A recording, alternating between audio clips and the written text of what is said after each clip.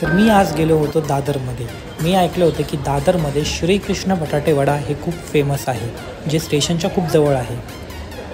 So मी गेलो तिथला vada pav try करण्यासाठी।